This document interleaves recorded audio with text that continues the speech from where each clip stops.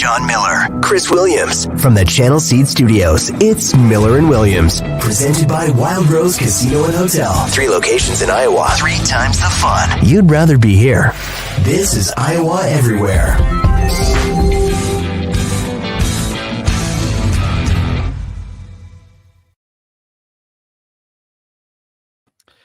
What's up? Welcome to a rare Sunday night installment of Miller and Williams here on Iowa Everywhere. My name is Chris Williams. I am joined by Jon Miller, who's got a new fancy Iowa Everywhere backdrop. If you're watching us on the YouTube, we are presented as always by our friends at the Wild Rose Casinos with locations in Clinton, Emmitsburg, and Jefferson. Jon Miller and I, John Tificate, talking about playing a little blackjack down in Kansas City this week as I will be heading down to Kansas City. So no 2 guys named Chris Monday morning. That's why you have this podcast right now. 2 guys named Chris will air on Tuesday and Thursday this week, just so everybody knows that, because I will be driving down to watch the Iowa State women, covering them the rest of the way. They play at 1:30 on Monday. Weird time for a semifinal game, but that's when they're going. Hopefully they win and would play in the championship game on Tuesday night. That's what my travel schedule looks like. Again, Johnny Miller and I are going to play a little blackjack potentially on Wednesday night. Just a couple guys getting together for a card date on a Wednesday. Couple cards, couple rounds of blackjack, maybe a couple hundred, if we're being honest. Maybe you and I are bad influence on each other at the card table. It just Maddie never Van stops. Winks may join us. I mean, yes. We might have to drag along a 4th from the crowd at some point in time just to run the place. Looking forward to it. I can't wait. Yeah. I'm very familiar with Kansas City in general. I haven't done much of the Kansas City casino scene. Well, it's not, whoa. I just had to match your low light there. It's not bustling, but there's like 7 or 8. Maybe that is bustling. I want the crappiest one you got. We're going to Argosy because the crappiest one, I don't feel comfortable going to that one. And the Argosy, I guess it's the crappiest, happens to be 3 miles from my house. So that's where we're going. What makes it so crappy? And then we're going to get to all the sports this week. I actually don't know. It just walking through it, it didn't feel like it felt like it was a cut above Binion's, but not a lot higher. See, I don't want I want the shittiest casinos we can find. Yeah, this isn't the glitz and glamour. This isn't Bow. No, I don't need that. We're going to Argosy. This is where the real peeps live. It's like the dive bar casino of Kansas City. Let's just say that it is. All right. Well, if you're down there, if you're an Iowa State fan, you're working the tables on Wednesday night, you know where I'm going to be. There Johnny you go. Miller. There you go. At the cheap blackjack table. All right, yeah. We would be at the Wild Rose Casinos if we weren't right there. So we appreciate them. All right, where do we start? We delayed doing this because I had to watch David Carr, Keegan O'Toole, round 4 or whatever it was. O'Toole got him. We saw a hell of a match at the one before that. 57. How many overtimes did that go to? 4. So you had the first one, then you had it was wild. Yeah, that was amazing. That was a really entertaining match between Chittum and Downey from Northern Iowa, freshman for Northern Iowa, 2-time state champ, state of Iowa. So they went out hard when it was over. Those guys are both freshmen. Yeah, great sportsmanship. That was a great match. And then Carr, I think the Carr and O'Toole match, it was when you have 2 really, really good wrestlers, sometimes it's not as exciting. Yeah, it was a snoozer. It was a bit of a snoozer, but that's sometimes what you get when you got the top 2 ranked wrestlers in the country at the weight. And that weight, 65, for me, pound for pound, that's probably my favorite weight class. I would agree with you completely. There's so much that happened today. Let's start with the most recent, the Iowa men. I want to do the Iowa women, who had a huge comeback for their sake, for their standards at least. And then the Drake men almost blow an 18-point lead in the Missouri Valley. They end up to hang on. So we know that we're going to have 2 men's teams dancing in the NCAA tournament. And now Iowa I was worried about this, John. I told this to Chris a bunch of times. It's such a rhythmatic team, and they had that long layoff leading to this game. They were playing their best basketball. I was worried that this could happen, but they just laid an egg. You know, you get down 21 points in the first 10 minutes of this game, and they played pretty well the rest of the way to climb back. But, man, I mean, they just don't get enough stops against a good offensive team like Illinois to dig that big of a hole, man. Like that was a really unfortunate first 10 minutes of that game.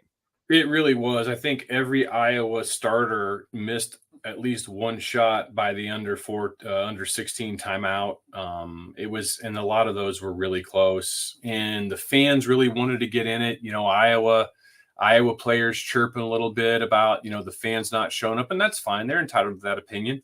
And to express it, you know, everyone can say what they want, but there can be repercussions. Nothing super serious, just a little blowback. But you come out and you lay an egg like that, and before you know it, it's like 21-7 or 21-4, and just like, wow, I've seen this movie before. Mm-hmm. And yeah, they did come back. Brock Harding got some extended minutes in the second half with Tony, or late in the first half with Tony Perkins in some foul trouble. And I'm looking forward to watching, you know, Harding and Freeman next year, as long as Freeman, you know, doesn't get a offer he can't refuse in college basketball free agency this offseason, and he'll get several of those. But, man, don't lose to Michigan at home. Mm-hmm. Probably not worrying about things a whole lot. Win one in the Big Ten tournament. Don't lose to Michigan at home. You're probably in the dance as an 11 seed at worst. But you lost to Michigan at home. That's a horrible Michigan team.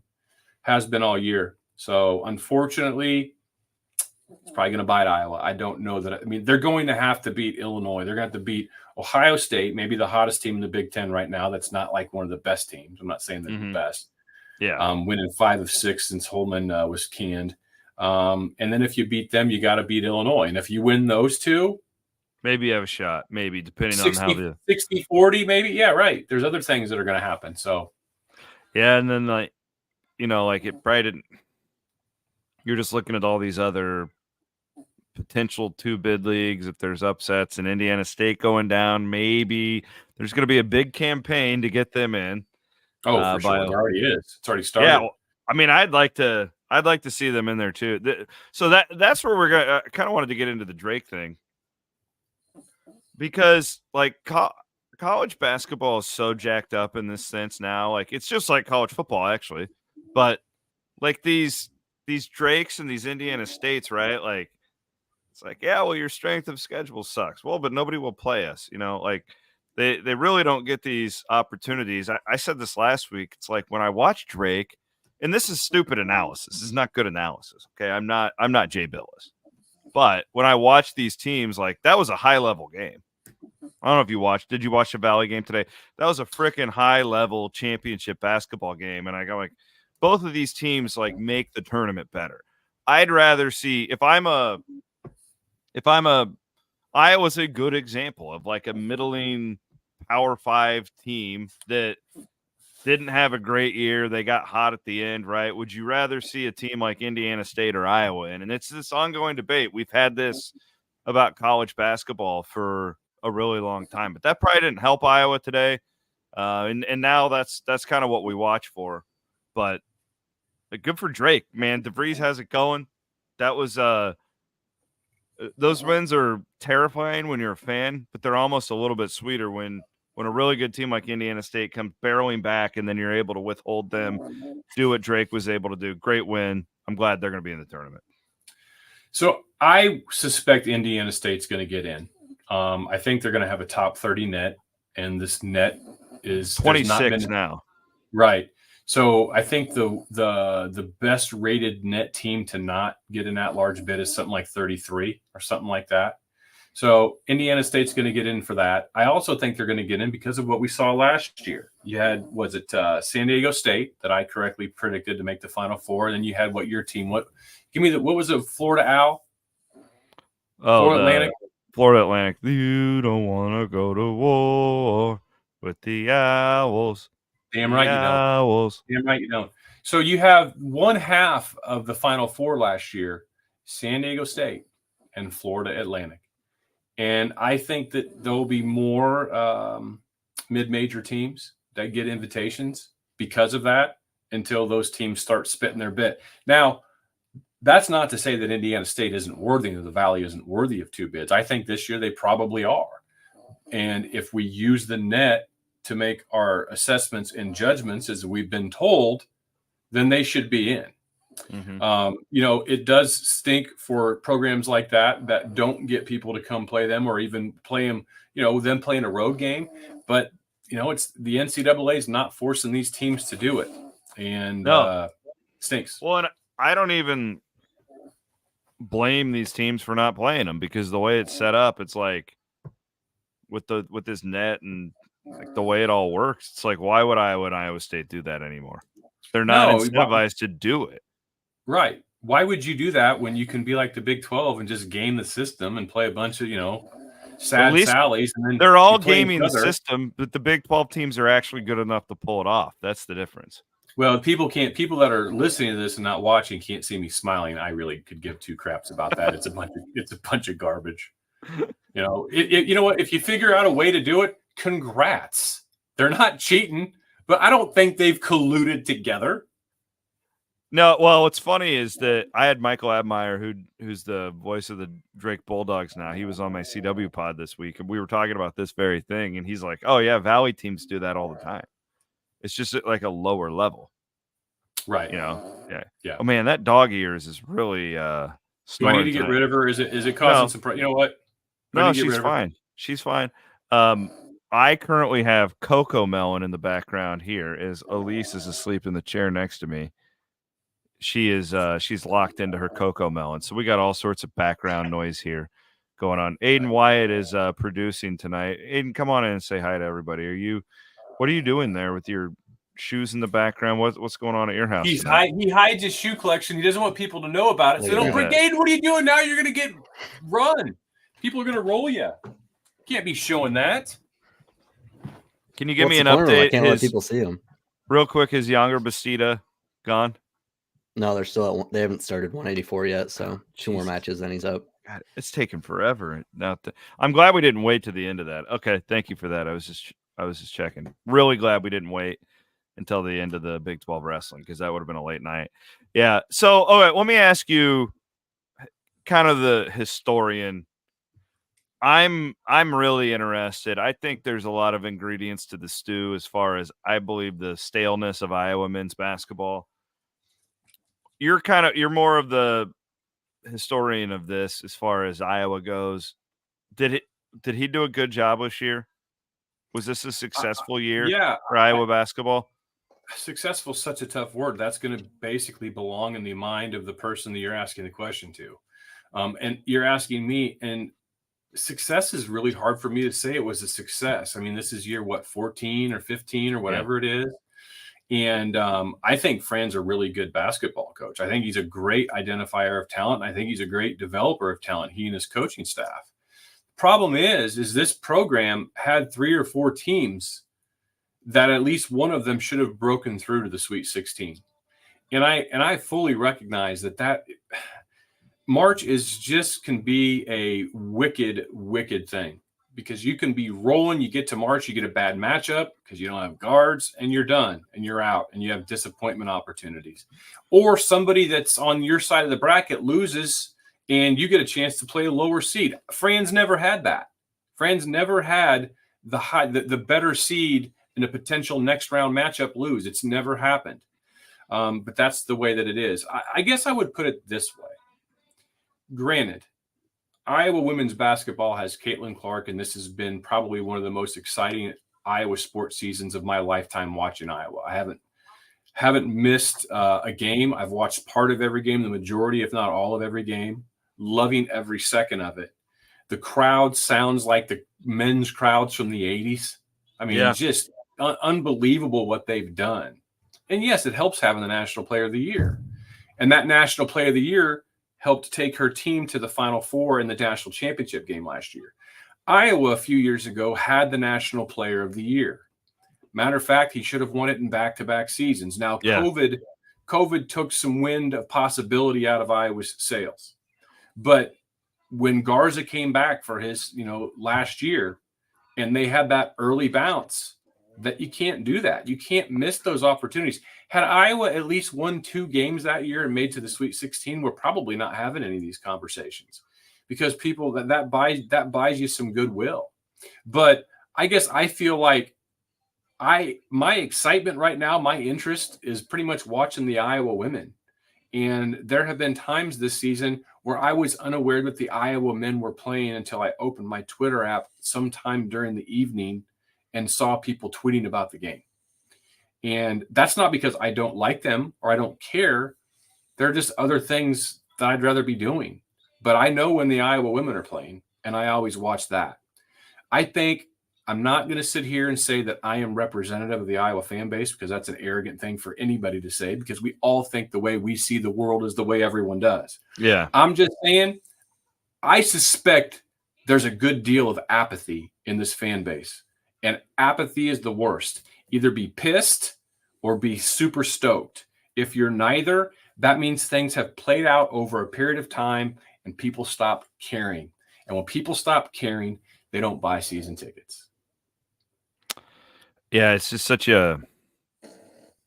I mean, I get it, because I'm a Vikings fan. I draw the comparison to Dennis Green a little bit, except Dennis Green got to the one NFC championship. Wait, was he the coach when they went 15-1? Whatever. It reminds me of Davis. He's a Hawkeye. It reminds me of Tom Davis, just in a different type of era. Short of like making a run to the Sweet 16, I don't know what turns this around. The thing about Iowa that I watch, and when you watch these high level March games, their guards are always a tick lower than That's it. others. You can stop right there. That's the way it's been. Well, since and the defense, 1989. You've got to be able to get stops. Like, you've got to be able to. There's a reason why these Final Four teams every year top 50 Ken Palm on both ends, right? Because you can't.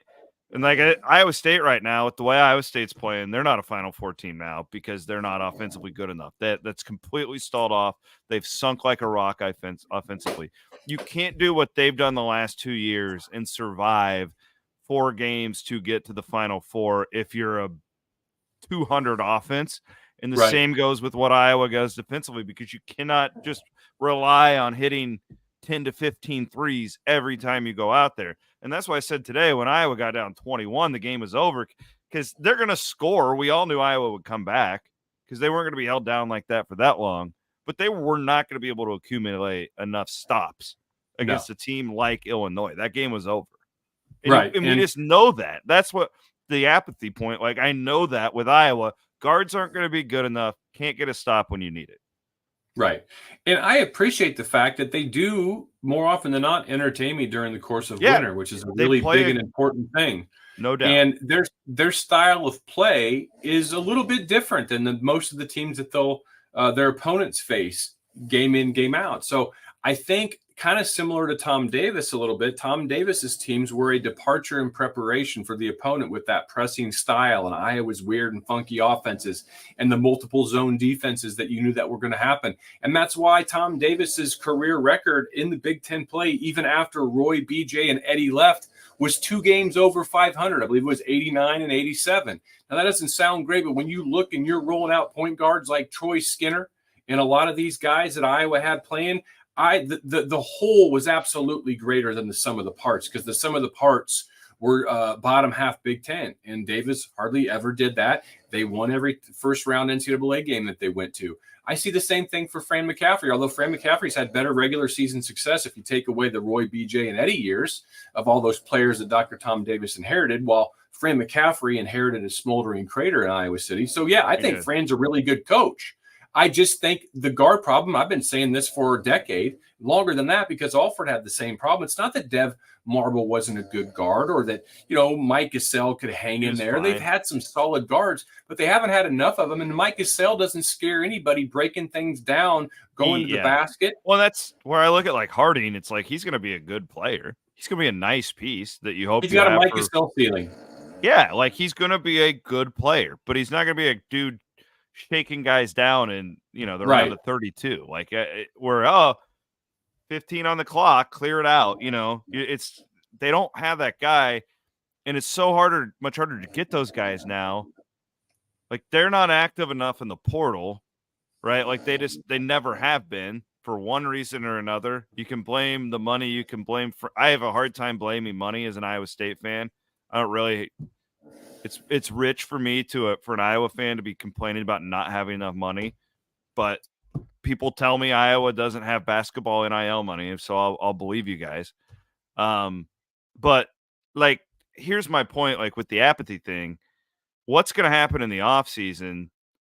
Because they've got recruits coming in, and same type of guys, right? Like Freeman's really good. We think Freeman, but he's not a guard.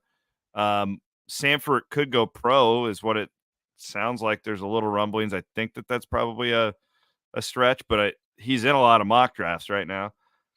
I guess I just have a hard time drawing up a way for Fran in this offseason to sell some season tickets, to fire up that excitement without physically surprising everybody and getting to a Sweet 16 next year. And I feel like that's going to be hard with what he's got.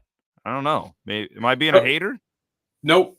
I agree with most every single thing that you said. I think that Owen Freeman, the one thing I might just disagree with you on, you kind of just moved over it.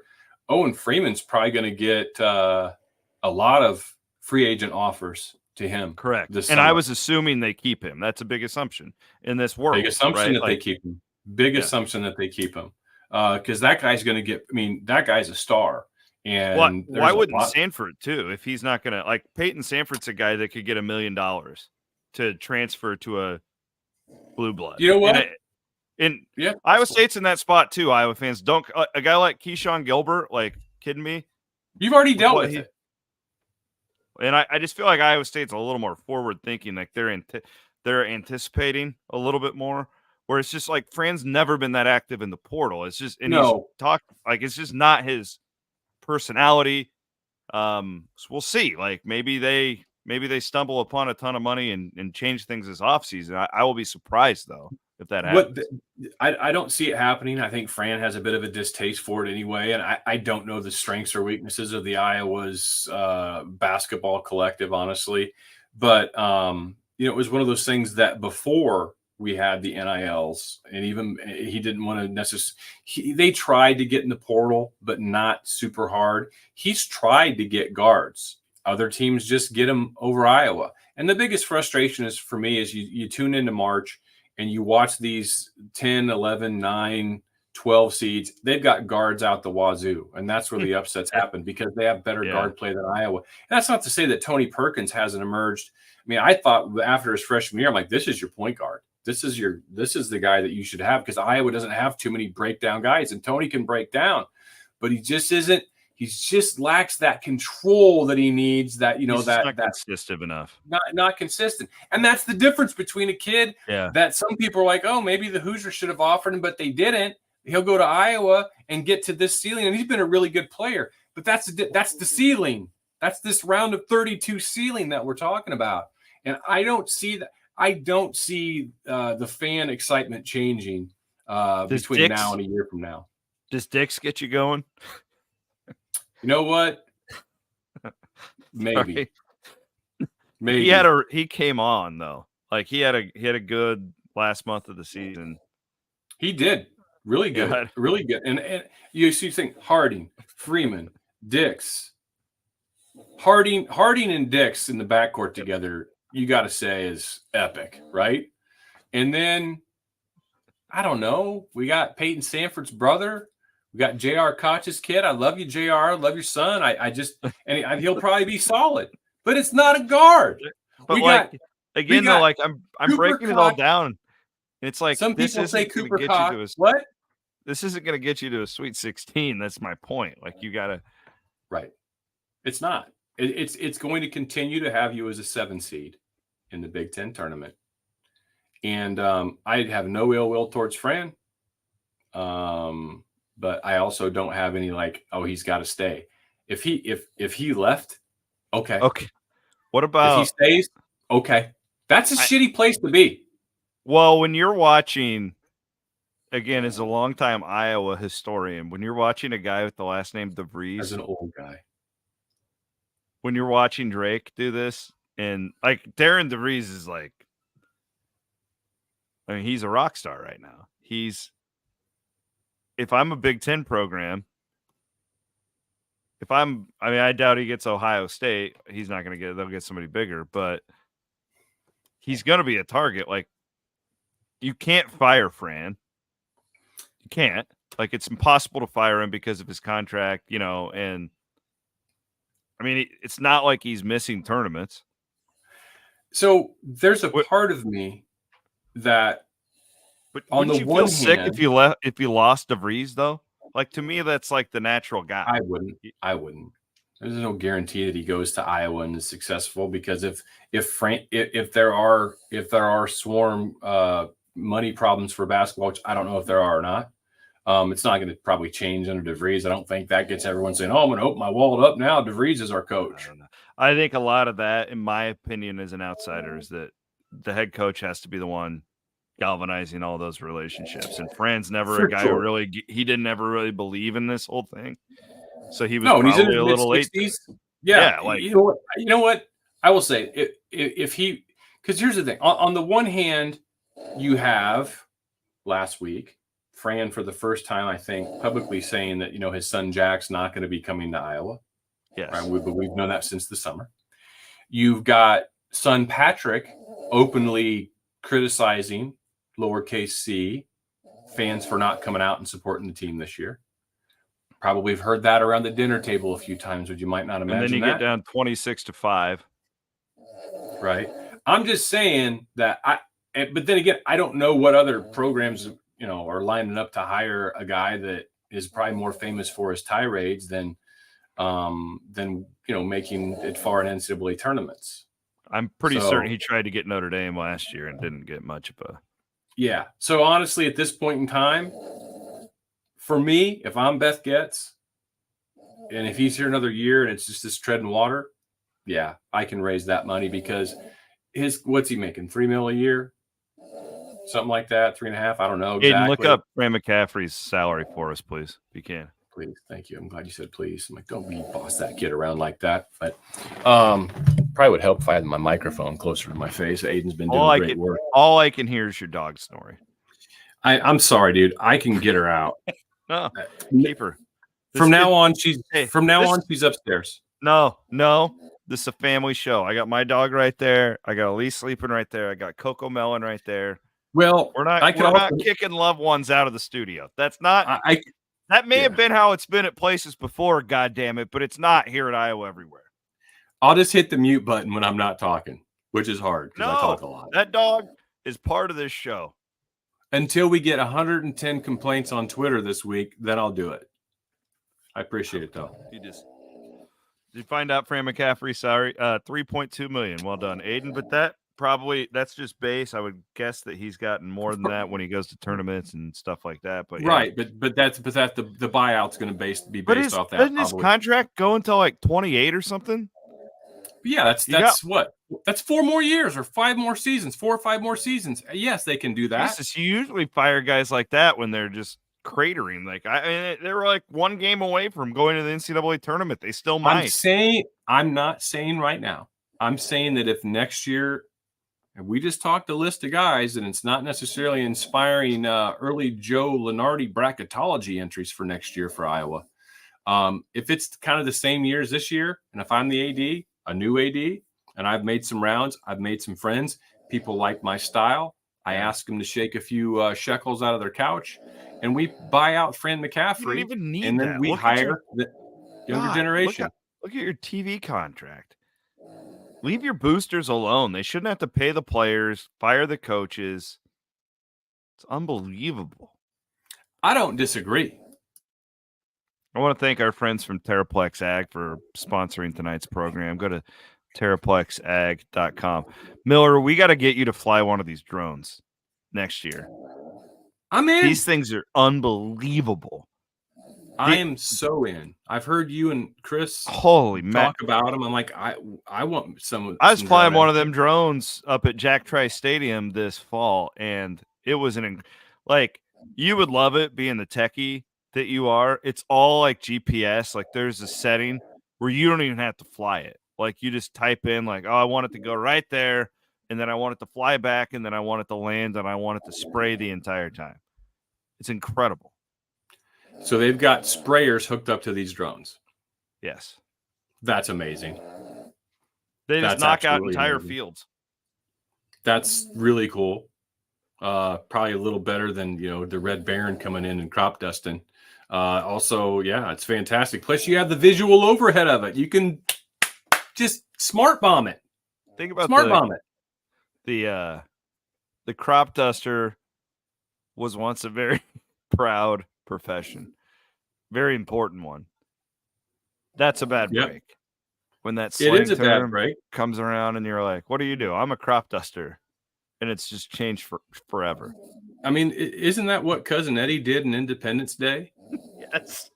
He was a crop duster. Russell Crowe, sir. Dusted the wrong field. That was probably the beginning of the end for crop dusters. And some of these, scientists, we need a better way. And they came up with drones. Man. Real quick, we were doing the play on the names on the Iowa team. So we were watching the UFC fights at my house last night, and Van Winks was over here, and Aiden was here, and our buddy English, and there's a guy named Song Yadong who's a fighter. Are you your friend or a fighter? No, he's a fighter named Song Yadong, and the announcers kept like saying Yadong in really interesting ways, and it was just we'd had a couple beers, and like it was just like every time they said Yadong, we'd all just start laughing. It's kind of like me when I hear the word pianist, I laugh. I can't control my laughter. It's the this was funniest also the guy word. who he walked out to the Rocky theme. Oh yeah, it pissed me off. That's what happened. Yeah, because he's Chinese, and he walked out draped in that communist flag to the Rocky theme, and it really chapped my ass. Like really, really got me going. And he got his ass knocked out, which you must have been thrilled by, because nobody does that to Rocky. You saw what happened when the Russian tried that to Rocky. So I'm more curious. Can you give me some examples of the mispronunciations of Song Yadong? How many ways are there to say Yadong? He would just be like, Yadong's on top. Oh, long for Yadong. It was just all these like fighting. Oh, he's French now? Yadong? Is that like Luigi and Mario? They're brothers? There was a French fighter last night, and I kept Dong song Yadong a dig a day dang Benoit Saint Denis.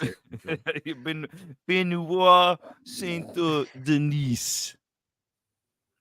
I missed out on a heck of a party. Yeah, you should have come on up for UFC 2. I didn't get an invite. I didn't know about it. Dude, this guy, I'm obsessed with him. His name's Sean O'Malley, Sugar Sean. He is Aiden, show us a picture of Sean O'Malley for old man Miller here. He's going to be the biggest mainstream UFC fighter since Conor McGregor, and it won't even be close. He's like the way he fights, his style, he's like a TikTok influencer type dude. He's got these giant like afro of pink hair. He's the champ now. Is he American? Yeah. Okay, he's good. From Boston. That way you can at least, stand watching him. See, and that's another problem I have. Scott Sipker is the one who brought this to me. Well, no, but I always root for the Americans. I try. Not always. There's some of them I don't like. Like last night, I was not rooting for Dustin Poirier. I was rooting for the other guy who was from not America. I don't know where he was from. Oh, that was Saint Denis.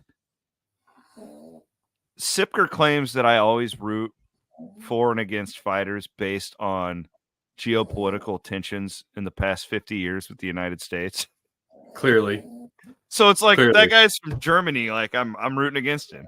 And it's a really bad thing because that guy has nothing to do with World War II. Well, no, and that's not even in the last 50 years. And it's like pushing 80 years. But like Song you need to let Yadong, that shit go. Song Yadong, probably just like the movie Rocky, but it like offended me that he would have his communist flag draped around his shoulders, trotting out to one of the great American heroes, Rocky Balboa's theme song. I'm certain that there's a really high quality therapist listening to this amongst our audience, and you might want to reach out to Chris and see what you can't dig up because that sounds weird. I mean, I'm still marginally buzzing from the joint I had earlier, and I don't even know where to go with that one. Or maybe I'm just too scared to join you in Crazy Town. I know.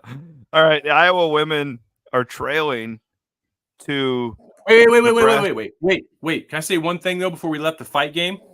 Yeah. I'm looking forward to Jake Paul's ass getting freaking kicked in by Mike Tyson. Mike. But I got to give Jake Paul credit because it takes one crazy MFer to say I'll get in the ring with Mike even though Mike's 57. You ought to Google some 2023 sparring matches of Mike Tyson with this bravest sumbitch in the world that's sparring with him. Tyson's going to kill him. Flat kill him.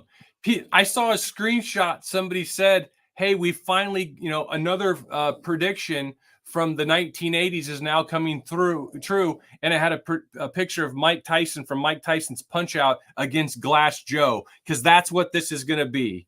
Mike Tyson's going to crush him. What say you? Oh, I can't fucking wait for this fight. This sounds like a party at your house. Yeah, when is this? And Yadong is coming up, son. Get ready. I'm going to get a Yadong t-shirt. We will have the Party of the Cinch Part 3. Done. July 20th. July the 20th. You hear that, July boys? 20th. Be there. Williams Basement. On Saturday. That's 16 days after our nation's Independence Day. And they better not be traipsing in with no communist flag. That's for damn sure. Oh, see, Willie's going to get... That was just my thing. Like, I don't care that the guy's from China, but you are a communist nation. And to run out to Rocky's theme song just felt a little wrong to me. Have you ever seen Rocky 4? You ever seen what Drago did to Apollo?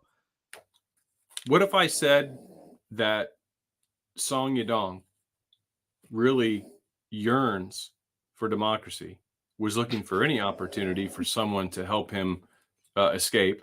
He needed to wear the CCP flag in order to keep things cool back home. But the Rocky theme song was his true self coming out, and he was looking for someone to offer him damn asylum. And you're saying, get your ass back to China, Song Yadong.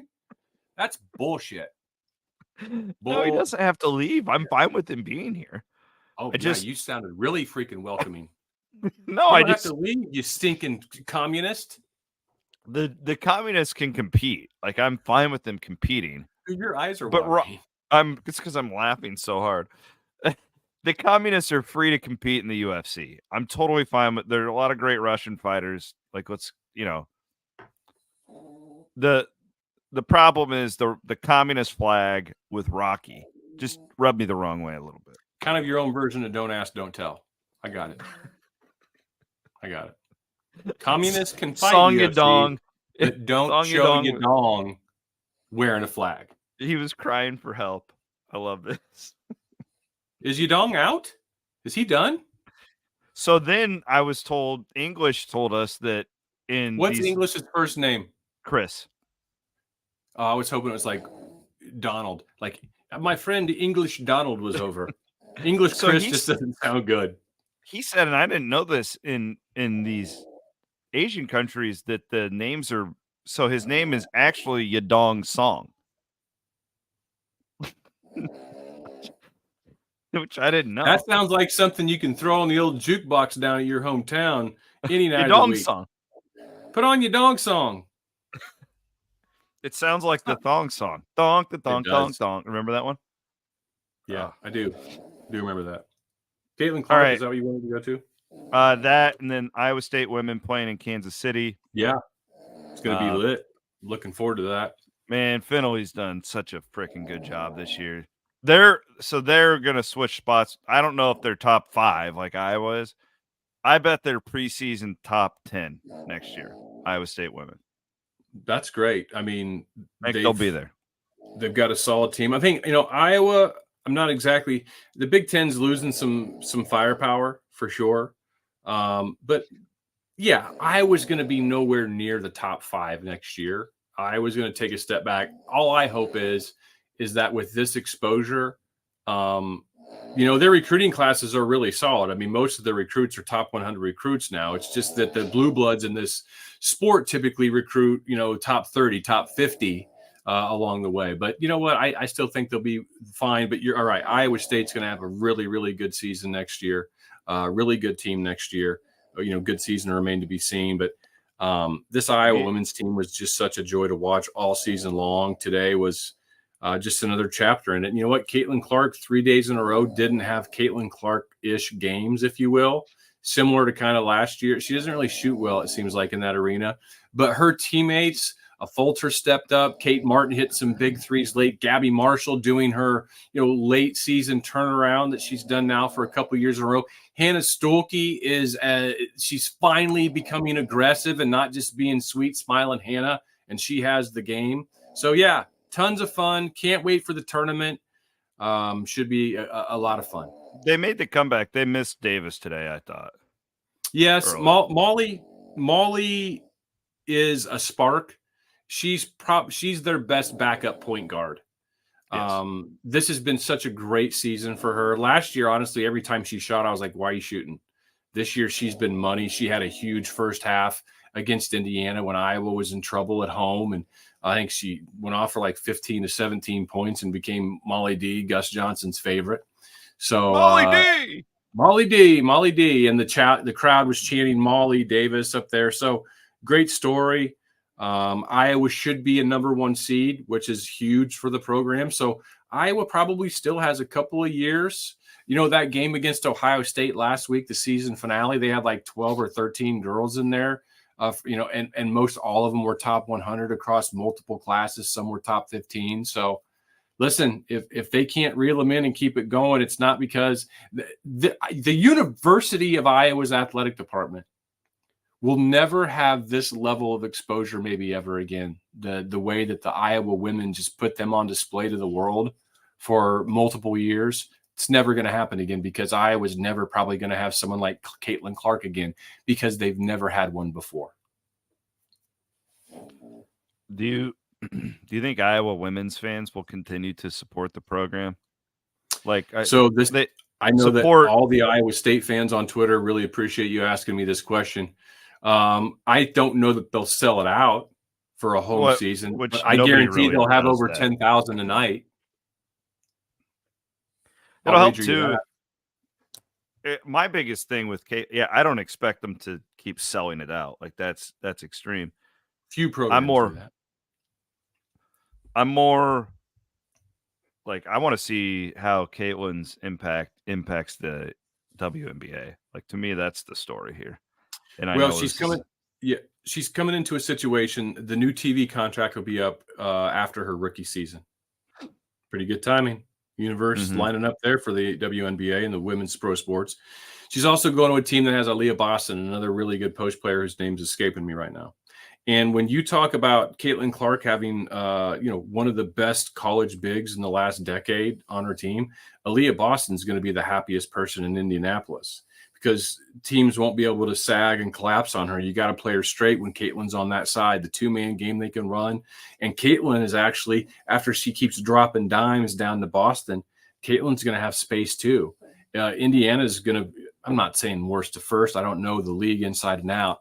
But I think Caitlin, due to her range, she'll struggle on the defensive end, and she won't have offense be as easy to her now as it has been or seemingly looked. It's not easy. But her range travels to any league, anywhere, and she'll probably average 20 points a game. Or no, I'd say at least 17 points a game. But Indiana's going to be a much better team. All right, we got to kill this. Yonger's about ready to wrestle. I gotta go watch. I thought you were making another Yadong, but you meant Yonger. Yeah, Yonger's about ready to hit the mat. I know Daddy's you've gotta tune been in. a long-time noted Iowa State wrestling fan. I need to get out of here so you can get to your passion. Oh, shut up. I've always Good way to liked end it. Iowa State wrestling, but they haven't been good in so long. They're That's true. finally like Dresser's finally got them back to like a top 5 level. Like, No great. doubt. He made strides. when I was in college, I went all the time. Like when Kale was the coach, like we didn't miss duels. We went there because they were Meanwhile, good. And then Iowa had it got so bad for so long. Like right. It did. they're just getting killed by everybody. It was terrible. Yeah, It was like well, our Iowa Licklider State- era. Yeah, they're like what top 5. I mean, they've won a lot of national championships.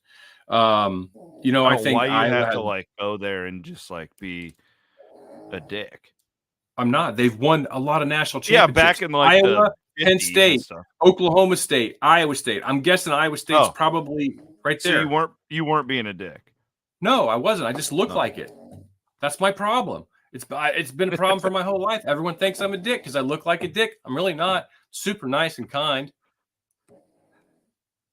Looks like a dick, acts like a dick, talks like a dick. He's a dick. Dad said it looks like a dick, He's acts a- like a dick.